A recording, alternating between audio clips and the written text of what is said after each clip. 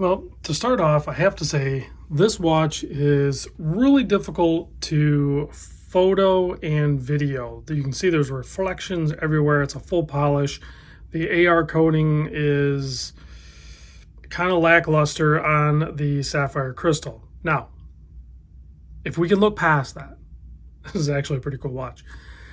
The whole series is. This is the Hamilton Ventura line. This one is the XXL, kind of like me, XXL. Here's the hang tag. Big thanks to Richard at Saltzman's. This is the H24655-331. Retail price, snapshot in time, of course, $15.95. I'm sure you'll get a deal on it. Contact information in the description if you want to get a hold of Saltzman's, your preferred authorized dealer for Hamilton here, and you can pick up one of these double XL Venturas. There's a bunch of different versions of it, but if your wrist can support it, then you're going to want this one. So this watch has become iconic, basically because of the Elvis watch, which there is an Elvis version of it as well. These came out in like 1957-ish, right in there, like 57, I think, actually. So let's get into the details on this guy. So some of the measurements, it's difficult for me to grab. So I'm just going to kind of show you where I grabbed them from. So this one from here to here, I measure 44.3 millimeter, if that measurement means anything to you. Lug to lug, I actually measured the longest part from here to here, and it's like 49 millimeter. Thickness, I measured, it's concaved. The shape of it is pretty wild. Top and bottom. I measured 12 millimeter. The lug opening, in my notes, I just wrote LOL because, I could give it to you. I'm not going to, but it's kind of irrelevant because if you just put a regular strap on there, it's going to go that angle, and I don't know about your wrist. My wrist doesn't work that way.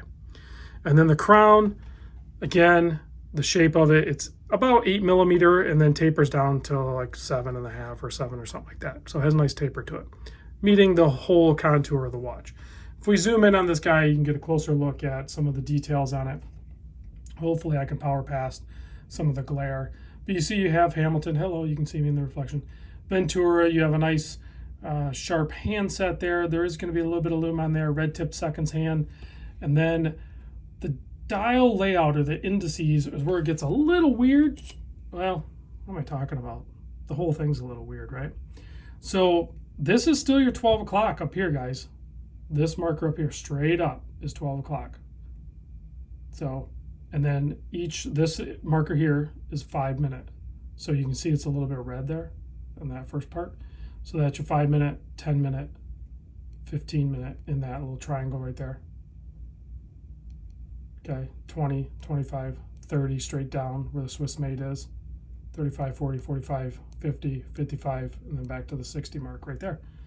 So it tells it's a standard dial layout. It's just in a weird configuration that kind of messes with your head a little bit. I don't know. I don't know if I'd get used to telling time with this one or not. Very Art Deco design. Is that the proper way to say it? That's what I think it looks like. I don't know. Definitely, 50s inspired. The old diners, the way they kind of looked, the big fins on the cool cars, and just the clothing and the music, and it has that whole vibe, right? So this one's on a nice rubber strap. You do have a display case back showing off the H10 movement. Some of the filler plate in there, it does look like it's metal, and it does say Hamilton Ventura on it, so that's pretty cool. It's an H10 automatic movement. It does hack and hand wind. It's only 50 meter water resist on this guy too, so don't take it in the water. Just avoid it, and if you accidentally get splashed or get wet, it'll be fine. It's not going to damage it. Just don't go swimming with it. The H10 movement has an 80-hour power reserve. It's a very nice unit indeed. Hamilton is owned by Swatch, so it's a modern variation of an ETA movement. Because it's an XXL, in the description directly from Hamilton, I kind of chuckled reading it. It literally says, go big or go home, because this is the larger of the Ventura lineup. So I'm going to show you what it looks like on my 7 1/4 inch wrist. You tell me, can I pull off the XXL? I know I have to on the shirt, but can I pull it off in the watch? I think so. I think the smaller one would look just fine as well, but if you have 7 1/4 inch wrist or larger, you can wear this watch. I guarantee it. Well, maybe not larger. Look where I'm at on the strap here. That's interesting. So I only have a couple more holes to go, and that's comfortable on my wrist right there. So a little weird to me that it's a XXL, but not really XXL in the strap. So maybe you can get a longer strap. I don't know. I'd have to check with Richard at Saltzman's. So if you have a larger wrist, probably will support a 7 1/2 inch wrist with the strap. Otherwise, check with them to see if you can get a longer strap if it's needed. So let's give it a quick blast. I think we have a little bit of lume. It's not going to be spectacular. Let's kill the studio lights and see. Yeah, a little bit of lume there. Not at the cardinal positions, so that throws me off even more.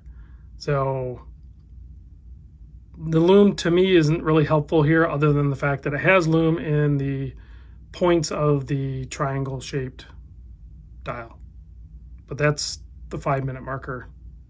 That's the 25, and that's the, I don't know, I already lost track. See what I mean? It's not helpful. Thanks for watching, guys. I'll see you on the next vid.